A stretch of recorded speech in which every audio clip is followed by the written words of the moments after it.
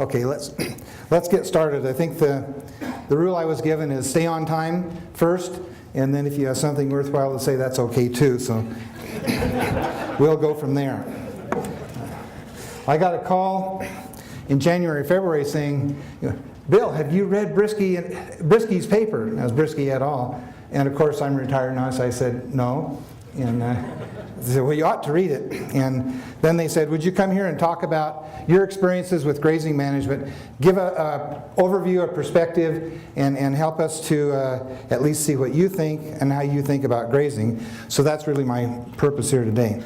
So, why are we here? And a lot of it has to do with the paper that Briske and a number of other research scientists wrote, published in January of 2008, that was a literature review and synthesis of the information. The title was Rotational Grazing on Rangeland, Reconciliation of Perception and Experimental Evidence. And this has been a great contribution to all of us, if for no other reason than it stimulated a very intense and extended discussion on grazing management, which is about the first time in the last 20 years that our profession has really talked a lot about grazing management, and yet it was founded as a profession dealing with grazing management. So I think this has been wonderful, and I would say that the authors did a very thorough job of reviewing the majority of the scientific studies that compare rotational grazing to continuous grazing. And also they did a good job of talking about the complexity of the factors that are related to grazing and talking about the response of vegetation. It was a very good presentation in that regard. The core of the paper said that was a comparison of plant production, individual animal production, and animal production per acre in relation to continuous grazing and rotation grazing. You've probably all read this paper more than once, or you wouldn't have come to this meeting, I suppose. They put some constraints on themselves, as all good scientists do, and that is they're only going to look at the peer-reviewed literature, and the only thing that is different is significantly different. And that guarantees then that this work that they're talking about is in fact and indeed science, not something other than science.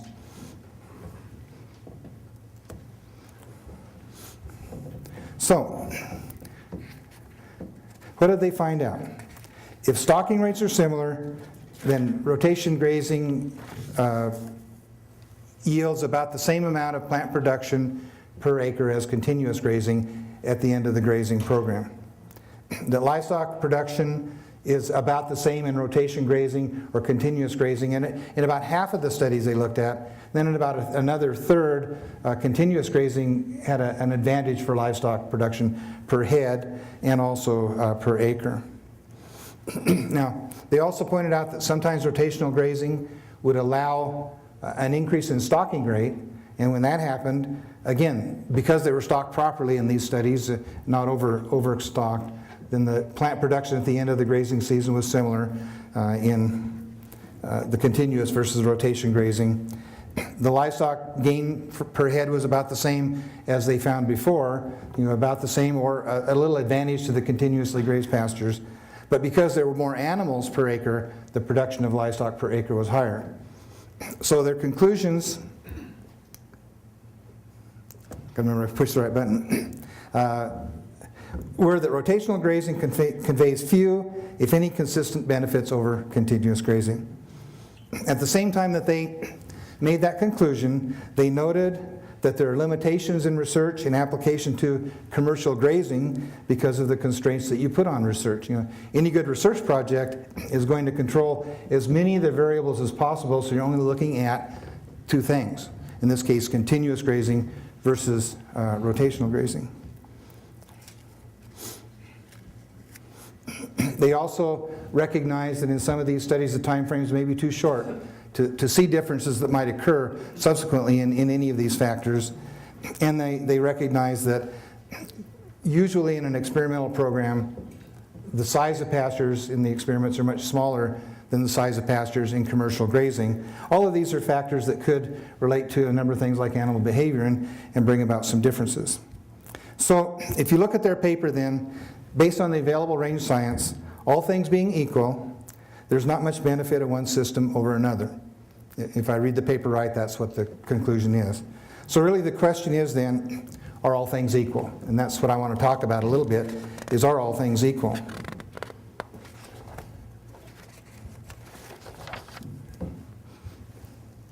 Okay, first of all,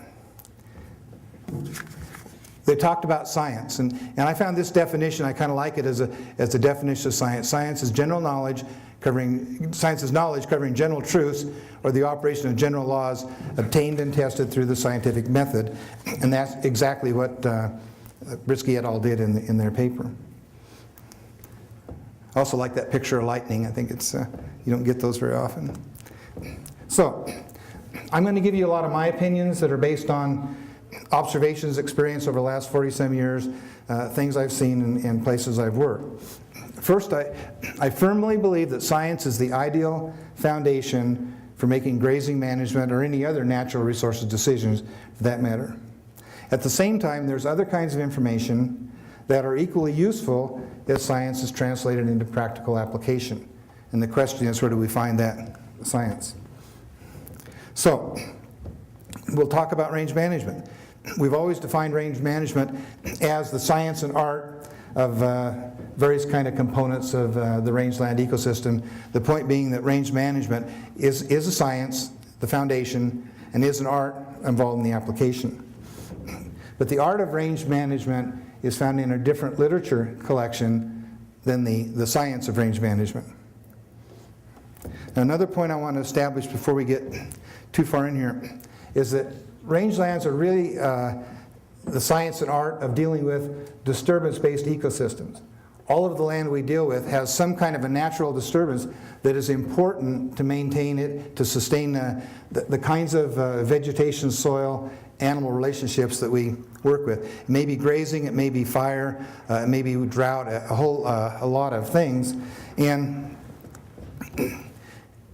if we don't have a disturbance, then we have just as many problems in understanding the rangelands and trying to deal with them as if we do have the kinds of disturbances. And grazing is one of the disturbances that is present on rangelands. Now, a few years ago we did a very thorough analysis of the literature that's related to livestock grazing in riparian zones, but we examined over 1,500 reports in that process. I didn't have time to do that this summer because I was fishing and things like that, so I didn't do that. But I want you to notice that in this picture, I need to make a disclaimer. We're talking about riparian zones and fish and cows, so I wasn't lucky enough to have the salmon running up this stream the day I was there, so I took the salmon out of a fisheries publication. I pasted them in the water. So if anybody says, I saw a bunch of heifers looking at some salmon running up one of these creeks in eastern Oregon, well, it isn't exactly real, but that's kind of the point. Okay, so what about this literature? It's a lot of various kinds of sources of information. We use the Journal of Range Management, sometimes Outdoor Life. Some people use the National Enquirer. I don't use that one. The Oregonian is just about as bad. I don't use that either. So when we look at this literature, then we've got two kinds of information. We've got science and what we call professional resource knowledge. And that's the knowledge and experiences of professionals as they've gone about their jobs for the last 100+ years of managing these rangelands. Okay, science. We'll talk about what science is in range management. It's divided into about three parts. I'll give you two right now. One is experimental research, and one is documented case histories. These all involve some kind of hypothesis formulation, some kind of experimental design, and some kind of statistical analysis, and then they're validated by a peer review. So consequently, they're a verifiable technical quality. If you read something in the Journal of Range Management, you know it's been reviewed by 3 people. Sometimes I say 3 blind people, but it's a blind review anyway. And then if you read publications out of the universities, experimentation bulletins, or Forest Service research projects, they also have a peer review, but it isn't always clear exactly what that was and how it was done. But I think you can assume it is. The benefit of these kinds of experimental science documents is they provide the data in a transparent way so you can look at it, you can look at how they analyzed it, you can determine whether or not you agree with the conclusions the authors made. And in fact, if you don't agree, that's as useful as if you do agree, because you've learned how these relationships work. Now, documented case histories are another study. Maybe I'll start with the bottom. This is something, I think it only occurs in Oregon. This farmer's looking over his fence at these grass sharks that are consuming the cattle, and he says, this is not good. Well, obviously it's not good. If the sharks eat your cows, you have a problem. So if you have a documented case history where we're studying the survival of cattle through the summer on these shark-infested grasslands, it's going to be a lot different than rangelands where you don't have sharks, right? So the point being, in a documented case history, it's not replicated, and so as a consequence, you only have the context that the research was done in to evaluate. So one documented case history is a very good way to learn about how to understand that particular piece of property only. And then if you get 2 or 3 or 4 or 5 or 70, then you can begin to develop some kind of general conclusions. They're still scientific, but the broad applicability depends on how many of these different case histories you have in enough different environments to begin to draw some generalities. Now, in fact, many and most of the papers that are science in terms of grazing management are some kind of a documented case history. In fact, I think almost all range management stuff is a documented case history in some way. Another thing to keep in your mind as you look at the documented case histories is a lot of these were set up to look at the extremes of management, not the norms of management. So you'll have complete exclusion compared to abusive grazing. What do you think is better? Yeah, complete exclusion is better than abusive grazing, and so on. So keep that in mind. One of the advantages of documented case histories is they're often done on a scale that's much more similar to that done in commercial management. And the third kind of science is scientific synthesis. This is not original research, but it's based on the literature. It's a synthesis of the literature. It integrates the work.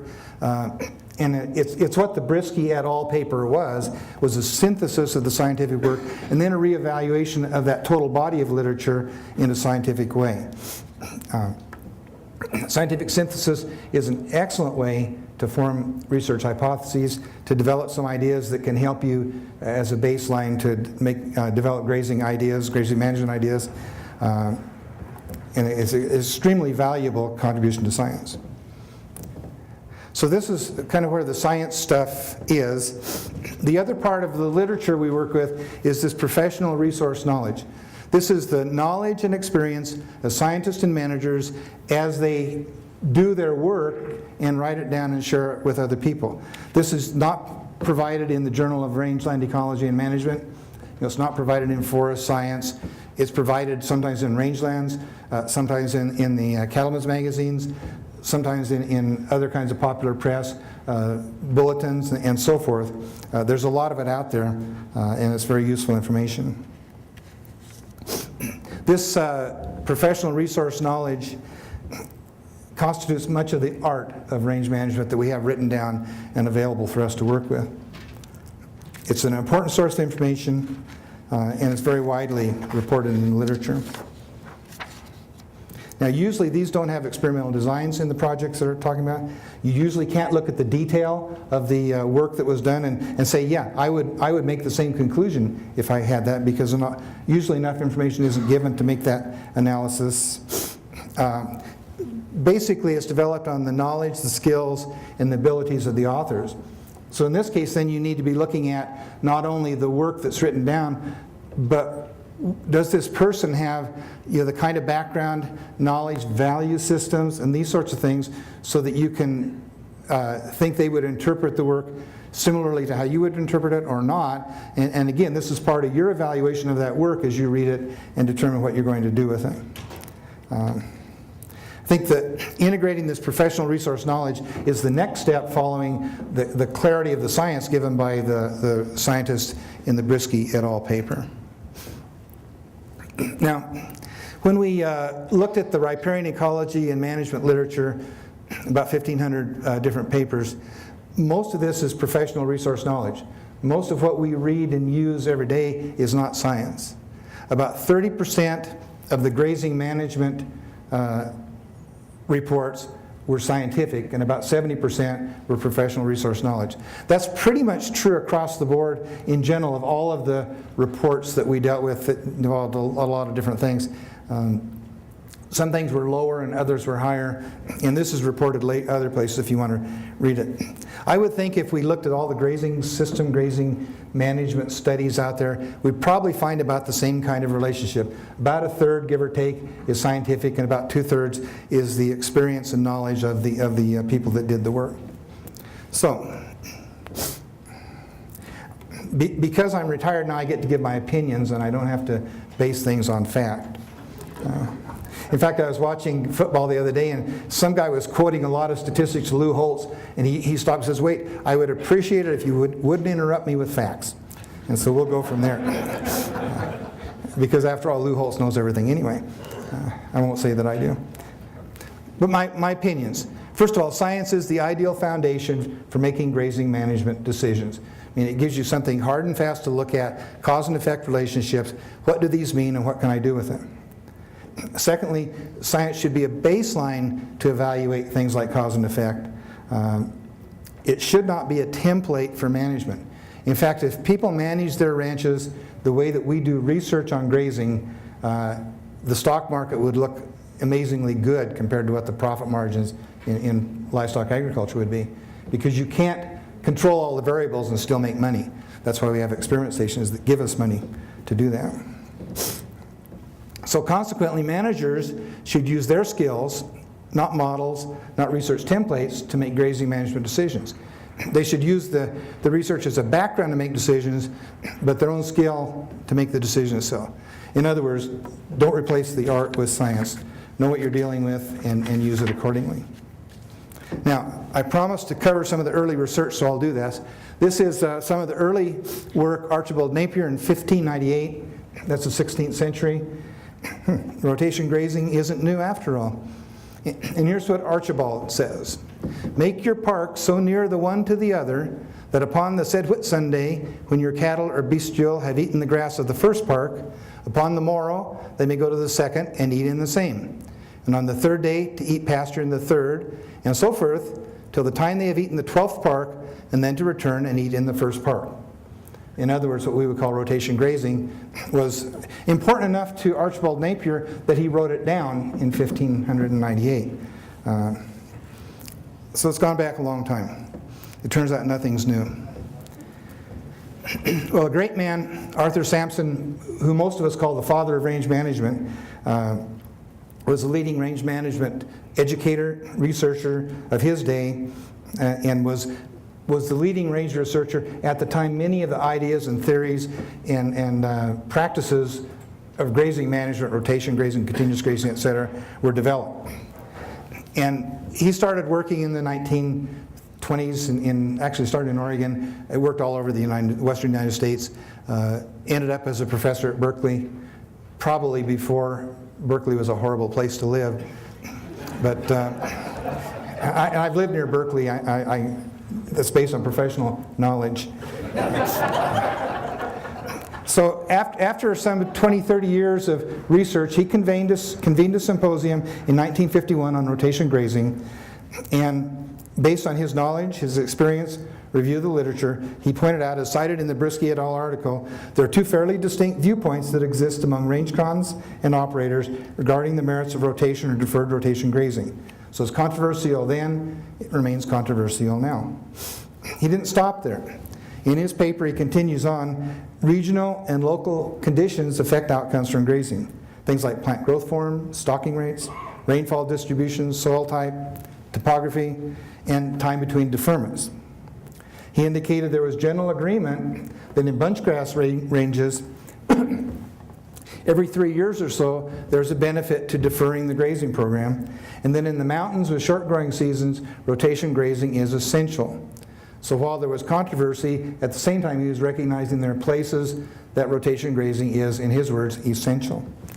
On the other hand, on sod grass ranges, continuous grazing with moderate stalking provided heavier cattle without damage to the vegetation. So Sampson's recommending rotation grazing in some places and not continuous grazing, set stalking in other places. Another theme in this literature through the 30s, 40s, 50s is that rotation grazing is more beneficial on ranges that are in need of some improvement. And rotation grazing really was developed more as a range improvement tool than as a range management tool by these early researchers. And there's quite a lot of literature in that regard. So Arthur Sampson has given us a great gift of science in the days when very little was known about the details of grazing on rangelands. Another one of our pioneers, Harold Heddy, he also ended up at UC Berkeley, which boggles the mind why he would do that. But Heddy was a great professor as well. He had a knack of having graduate seminars, and he'd have all the graduate students along with him conduct extensive literature reviews on topics, and then he would publish them for everybody to enjoy. And so he's had one on palatability, several others he's done over the years. They're very excellent. In the 1961, he reviewed 70 reports on grazing systems that were written between 1913 and 1959. These included both the scientific literature and the literature with based on professional resource knowledge. His general conclusions in this paper was that rotational grazing emphasizes aspects like range improvement, animal handling, and improving stalking rates. So when the range doesn't need improvement, Heddy's interpretation was that continuous grazing or set stalking has more advantages than rotation grazing. And I don't totally agree with that, but I'll explain that a little later. Overall, what Harold says is if the range is in good condition, the stock to capacity, if vegetation is properly utilized, one system doesn't seem to have much benefit over another. Although he was biased some by the California annual grasslands that good condition to them means invaded by annual grasses. So Californians look at things differently than we do. Sometimes. Actually, they've got a governor that looks at things different than some of us do too.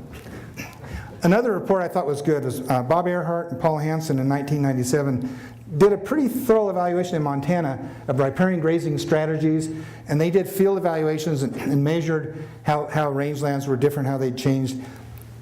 And they did a lot of discussion with various ranchers and getting some ideas from the decision makers of why they did what they did. And their conclusion is I think, pretty telling. It says, for people who seek simple answers to complex issues or problems, the conclusion of this study will be disappointing. There is no single, let alone simple, solution on how to graze livestock in riparian areas in ecologically and economically feasible ways. And I think that's probably true for most rangelands. So, what they're saying in their work is the manager is more important than the approach to grazing, and a good manager will often make one system work, where a poorer manager may not make that system work, but they may be a good manager in some other area. So there's a social part of this too. Now, there's also perspective.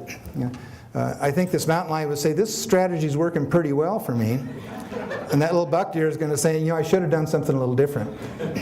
And I think we always face that when we look at grazing management practices. So, in selecting a grazing strategy, we need to keep in mind that grazing management involves amazingly complex relationships. It is no wonder that the predictability of plant and livestock response varies within and among grazing systems. As Briske points out, there is generally a similar response of plants and animals to rotation and continuous grazing, but it's not universal. What is interesting is that often the responses are different than the general rule. And in this case, it isn't, that's an aberrant finding. It's what can this teach us that can help us make a better decision where we're grazing? Often the things that are contrary to the norm are much more useful to us than things that follow the norm. So, if we understand why continuous grazing provides better results than rotation grazing in some circumstances and not in others, the question is, why does it there and not other places? And as you figure that out for each property that you're working with, you can make a better grazing decision. Keep in mind that every grazing environment is unique in some way. A grazing strategy needs to be developed that accounts for range site potential and the clear objectives or desired outcomes of the manager. We're dealing with, when you're dealing with livestock on a piece of land on the ground, which I do quite a lot, you're looking at the nuances of specific watersheds, specific settings, specific weather patterns, specific livestock, and specific livestock managers. All of these are going to give you information that's going to help you make a more optimal grazing management decision than trying to figure out some kind of a set stocking practice that you will use. So, in the interest to keep you on time, I'll skip down to saying that we should be looking at what I call prescription grazing. And that is, every set system has some kind of limitations. This is something that Arthur Sampson explained to us over 50 years ago. Still true. Every set system has some kind of limitations. A prescription grazing strategy should be tailored to the land, the livestock, and the social constraints that you're working on, with flexibility incorporated at every decision point so all decisions can lead to an optimized grazing strategy. And I thought I'd put this little simple diagram up to show you kind of how it works. It's really easy to read from the back. I thought there was going to be a written proceeding, so I had it printed, but there's not going to be. So if anybody wants this, let Robbie know, and I'll make sure she has the master and she can run off copies. I considered this kind of a checklist of grazing management, the things that we're interested in: nutrient intake, palatability, nutrient utilization, the digestibility of the nutrient requirements, the capability of the range to produce it, and how all these fit into all these other external factors. That's the decision framework that managers find themselves in, is evaluating all these different components to this puzzle so that they can make a decision that works for them on their piece of property at that particular point in time. So we're going to skip here to some of the key things. Animal behavior. My experience has been it's very difficult to have a cow do something that's contrary to her instincts or her natural preferences. And so a good manager is going to understand those cows well enough to get them to do the things that he or she wants them to do without them knowing that they're doing it. Because the truth is, the cow doesn't get up in the morning and say, "How am I going to please Larry Rittenhouse today?" I mean, they don't care, Larry. They just don't care. Well, I won't say that. But if you understand the behavior of the cows, you can go a long ways into coming up with a grazing solution that will work in a specific place. You know, even though every cow herd is unique, they all have certain tendencies as well. So for example, cows disperse better in the spring on green grass, particularly in our country that has a whole variety of habitat types within a very small area, usually within a given pasture. As the cows disperse early in the spring, they'll cover it pretty well, and often don't pay a lot of attention to the riparian zones.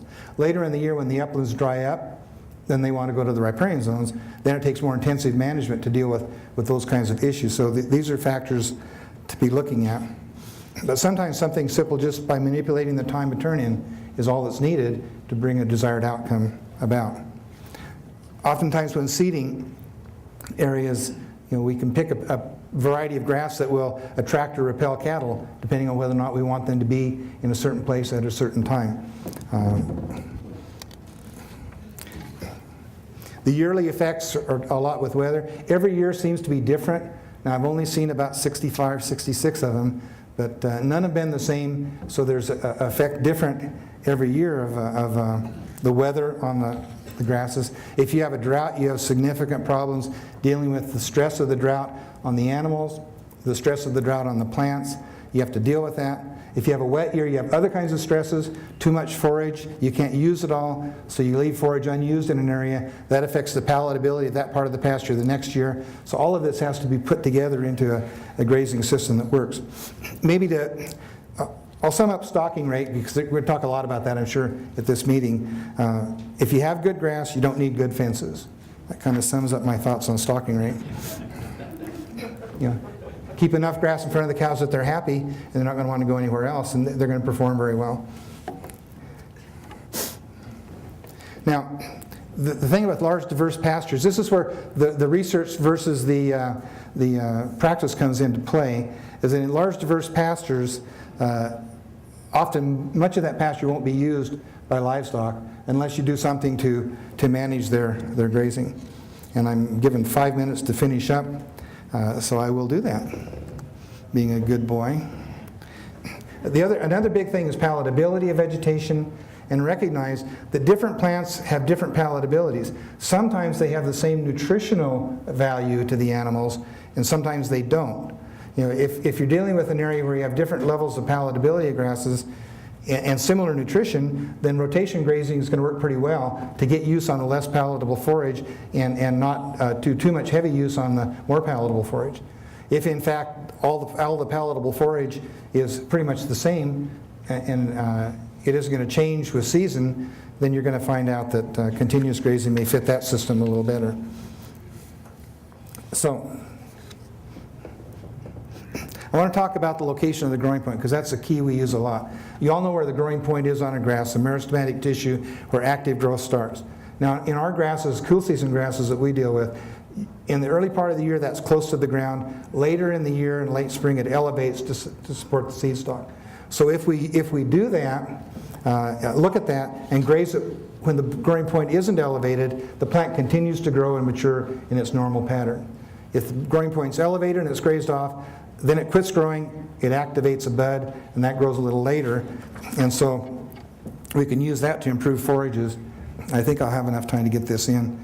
Well, this is one of our pastures in Western Oregon. That guy's 6'4". You can see that this kind of a pasture, you know, there isn't any grazing system at all that's going to work optimally on this. So you have to incorporate farming into the grazing and make some hay out of part of it in order to utilize this forage effectively. Now you can just graze it and waste 90% of it, but that isn't what we like to do. Okay, for those of you that have been elk hunting this year, this is what they actually look like. We've done a lot in the Northwest on managing the growing point of grasses to produce better elk winter range. And by coming in and grazing at the boot stage with a quick grazing period, we've been able to increase the quality. Basically what you're looking at is areas that are grazed in the ordinary way, where they're grazed year-round or are not grazed at all. When the elk hit the winter range, the hard part of the winter range, about the 1st of January, they've got about 7 weeks of reserves in their body to keep them going, and at that point they start to die off. If we condition the forage, then they have about 10 weeks. Now, living 3 weeks longer doesn't sound like a lot, but if it's right at the point that spring greenup is beginning to start, makes a huge difference. And this is used all over eastern Oregon to manage elk winter ranges, which is really, in my opinion, a social factor, not a grazing management factor specifically. Well, summarize real quickly here. Historically, grazing systems are developed to improve the composition of plant communities that were damaged previously by inappropriate stalking rates with weather-related stresses.